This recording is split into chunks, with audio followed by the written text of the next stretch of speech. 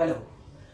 आज अपन देखेंगे कि दवाओं का बॉडी में काम करने का कालावधि, दवाओं का डोसेज, दवाओं की बॉडी में होने वाले साइड इफ़ेक्ट्स, ओवरडोसिंग, ये सब चीज़ों पे किस चीज़ का कंट्रोल होता है और वो चीज़ जो है वो समझ के अपने को कैसे दवाओं को सिलेक्ट करना है या उनके डोसेज को सिलेक्ट करना है। फॉर एग्ज़ाम्पल, जब अपन कोई भी दवा किसी भी मरीज को देते हैं तो वो दवा उसके शरीर में कितनी देर तक टिकी रहेगी या काम करेगी, ये चीज़ डिपेंड होती है वो दवा का हाफ लाइफ पीरियड पे। हाफ लाइफ पीरियड मतलब क्या होता है? कोई भी दवा किसी भी मरीज के शरीर के अंदर में जाने के बाद वो दवा अपनी कंज्यूम की गई हुई मात्रा से आधी मात्रा तक शरीर में आने के लिए उसको कितना समय लगता है। फॉर एग्जाम्पल, मेटफॉर्मिन जो दवा है, ये दवा का हाफ लाइफ पीरियड है 4 to 8 आवर्स। तो अगर किसी शरीर में मेटफॉर्मिन 500 मिलीग्राम की दवा ली जाती है तो 4 घंटे बाद उसका 250 मिलीग्राम का अंश शरीर के अंदर रहेगा। 8 घंटे बाद में 250 का भी आधा मतलब 125 मिलीग्राम का अंश शरीर में रहेगा और 12 घंटे बाद में 125 का भी आधा मतलब 62.5 मिलीग्राम का अंश उसके शरीर में रहेगा। जब ये चीज़ अपन समझते हैं तो अपने को पता चलेगा कि किसी भी दवा का डोज कैसे डिसाइड किया जाता है और ये चीज़ को असर करने वाली शरीर की कौन सी क्रिया है जिसके ऊपर ये तय होगा कि ये दवा कितनी मात्रा में देनी चाहिए और ये दवा का ओवरडोसिंग कैसे होगा।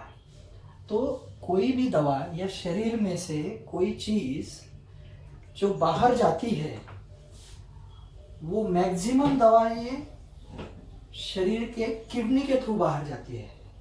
कहाँ से बाहर जाती है? किडनी के थ्रू। और किडनी कैसे फंक्शन कर रही है ये चीज़ डिसाइड करने के लिए अपन कॉमन रिपोर्ट जो करते हैं वो है सीरम क्रिएटिनिन।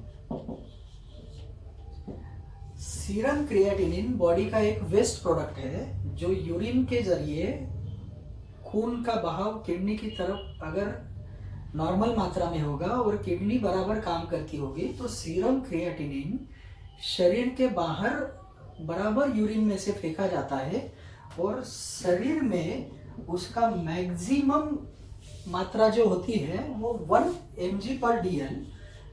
कई लैब्स में इसकी नॉर्मल वैल्यू 1.5 mg/dl तक भी हो सकती है।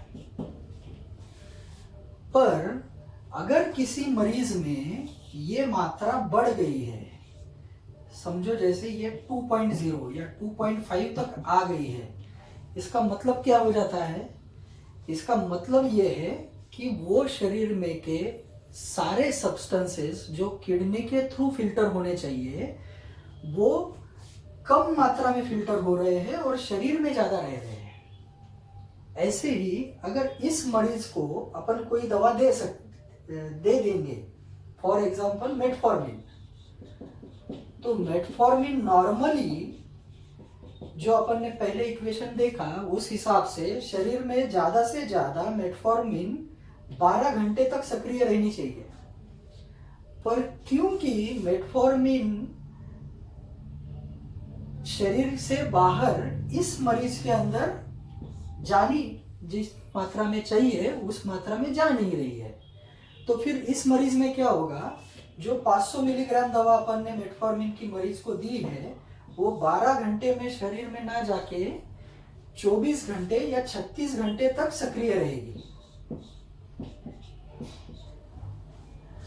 और अगर ये 36 घंटे तक सक्रिय रहेगी शरीर में तो इसका नेक्स्ट डोज अगली सुबह मॉर्निंग में अगर 24 घंटे बाद वापस पेशेंट 500 मिलीग्राम का ले लेता है तो शरीर में पिछले दिन की बची हुई 250 मिलीग्राम प्लस आज की बची हुई 500 मिलीग्राम, टोटल मिला के दूसरे दिन सुबह में मरीज के बॉडी में 750 मिलीग्राम मेटफॉर्मिन हो जाता है, जो कि नॉर्मली अपने को चाहिए कितना। नॉर्मल पेशेंट्स में पहले दिन का 500 मिलीग्राम 24 घंटे के अंदर बॉडी में से क्लियर हो जाएगा, तो फिर दूसरे दिन का 500 मिलीग्राम पेशेंट लेगा।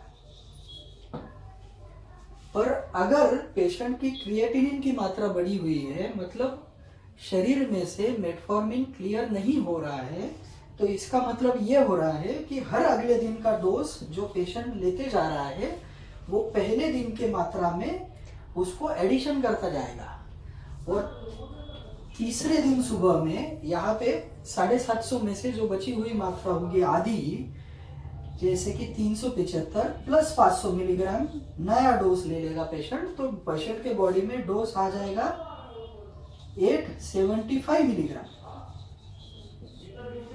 और ऐसे कर करके अल्टीमेटली क्रिएटिनिन बढ़ने की वजह से शरीर में ये जो डोसेस दिए जाते हैं कोई भी दवा के, यहाँ पे अपन एग्जाम्पल मेटफॉर्मिन का देख रहे हैं, पर कोई भी दवा अगर शरीर से बाहर जा नहीं रही है तो शरीर में दवा क्या हो रही है, एक्यूमुलेट हो रही है।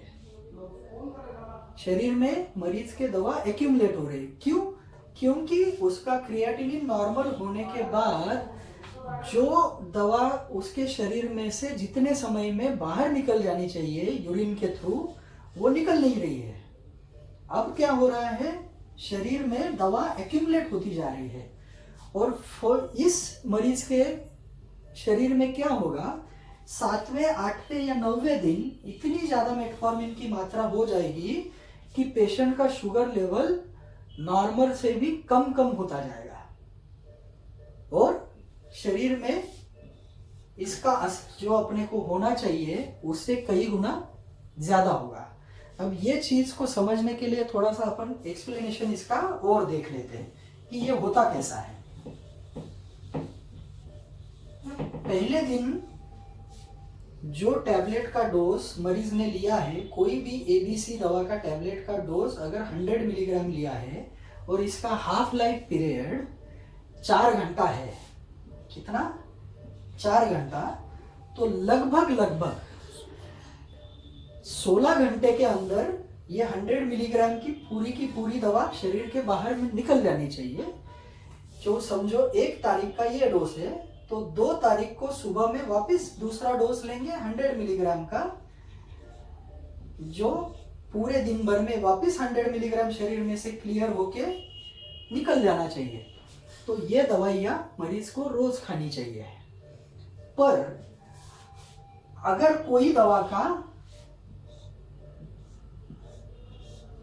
हाफ लाइफ पीरियड शरीर में बढ़ जाता है किसी भी वजह से, किसी दवा का हाफ लाइफ पीरियड ही ज्यादा होगा, किसी दवा का हाफ लाइफ पीरियड बराबर है बट पेशेंट का सीरम क्रिएटिनिन बढ़ा होगा, तो इसमें दिक्कत क्या हो जाएगी कि ये जो एबीसी नाम की दवा है, ये पहले दिन जो 100 मिलीग्राम ली थी वो 100 मिलीग्राम बॉडी में से क्लियर हुई नहीं है, और 100 मिलीग्राम में से अगर समझो क्रिएटिनिन 1.5 की जगह दुगना हो गया, 3.0 हो गया, तो सीरम क्रिएटिनिन डबल हो गया, मतलब हर चीज का क्लियरेंस आधा हो गया शरीर में।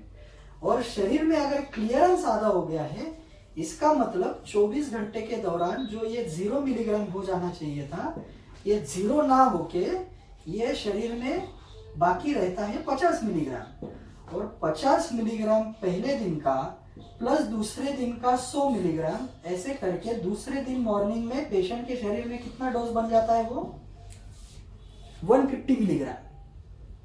150 मिलीग्राम का डोज शरीर में रह जाने के बाद में, क्योंकि पेशेंट का सीरम क्रिएटिनिन ज्यादा है, ड्रग का हाफ लाइफ पीरियड बढ़ गया है, तो क्या होगा, ये 150 मिलीग्राम का ये 24 घंटे में कितना ड्रग बाहर जाना चाहिए,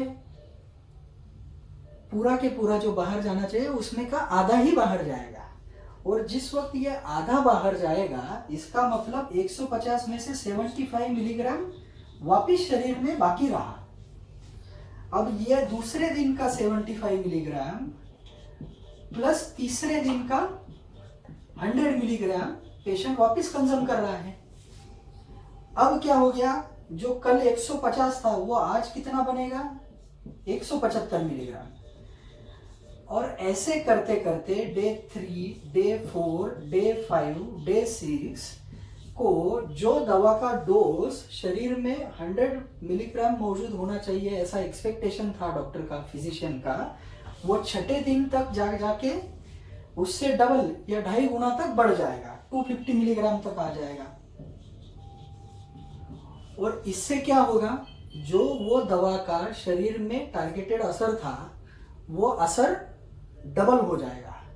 मतलब अगर एबीसी ये दवा शुगर की दवा होगी तो शुगर कम हो जाएगा, अगर ये बीपी की दवा होगी तो बीपी कम हो जाएगा, या और कोई चीज की दवा होगी तो वो चीज उसको हार्ड पुश करके नीचे कर देगी। ये जो डोज की मात्रा शरीर में पेशेंट के जानकारी के बाहर बढ़ते जा रही है, इसको बोला जाता है क्यूमुलेटिव ड्रग इफेक्ट। क्या बोला जाता है इसको, क्यूमुलेटिव ड्रग इफेक्ट। इसका मतलब क्या हुआ, क्यूमुलेशन मतलब शरीर में जमा होना, तो शरीर में ड्रग जमा हो के आखिरकार शरीर ने, बॉडी पे ड्रग ने ओवरडोज कर दिया। तो इसीलिए किसी भी ड्रग का डोज डिसाइड करने से पहले अच्छे डॉक्टर को मरीज का सीरम क्रिएटिनिन जानना बहुत जरूरी होता है, ताकि पेशेंट का क्रिएटिनिन अगर ज्यादा हो तो उस हिसाब से दवा का डोज अपने को डिसाइड करने के लिए इजी हो जाता है। तो आपने बहुत बार देखा होगा कि सीनियर कंसल्टेंट या सुपर कंसल्टेंट्स ये ड्रग डोज डिसाइड करते हैं। अगर क्रिएटिनिन डबल हो गया है तो लगभग सारे डोसेस आधे दिए जाते हैं। इसका भी जो तय करने का तरीका है वो भी समझना जरूरी है। इसमें पेशेंट का सीरम क्रिएटिनिन के ऊपर डिपेंड करता है creatinine clearance. There is something called creatinine clearance. ये नॉर्मल क्रिएटिनिन क्लियरेंस होता है 80 to 150 के बीच में। ये निकालते कैसे हैं, इसका एक फॉर्मूला होता है 140 minus age of the patient into weight of the patient divided by serum creatinine, जो भी सीरम क्रिएटिनिन की वैल्यू होगी,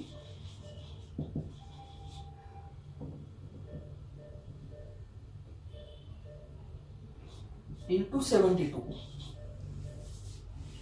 ऐसे इसके काफी सारे फॉर्मूले हैं, यह सबसे कॉमन फॉर्मूला है कि क्रिएटिनिन क्लियरेंस, इसको बोलते हैं सीसी। क्रिएटिनिन क्लियरेंस डिसाइड कैसे किया जाता है, 140 में से पेशेंट का एज माइनस करो, इसको वेट से गुना करो, उसको 72 से डिवाइड करो और सीरम क्रिएटिनिन से डिवाइड करो।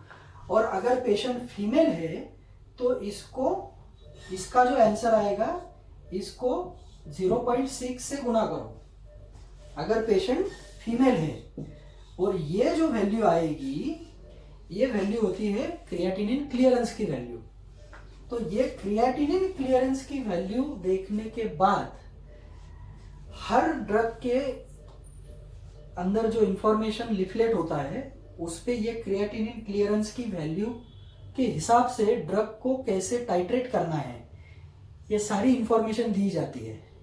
तो अगर पेशेंट का क्रिएटिनिन क्लियरेंस 0 to 20 है तो उसको डोसिंग कैसे एडजस्ट करना है, अगर क्लियरेंस 21 to 40 है तो डोसिंग को कैसे एडजस्ट करना है, 41 to 80 है तो डोसिंग को कैसे एडजस्ट करना है, ये सारी इंफॉर्मेशन सारे स्टैंडर्ड ड्रग के बॉक्स के अंदर जो लिफलेट होता है उसके ऊपर दी जाती है।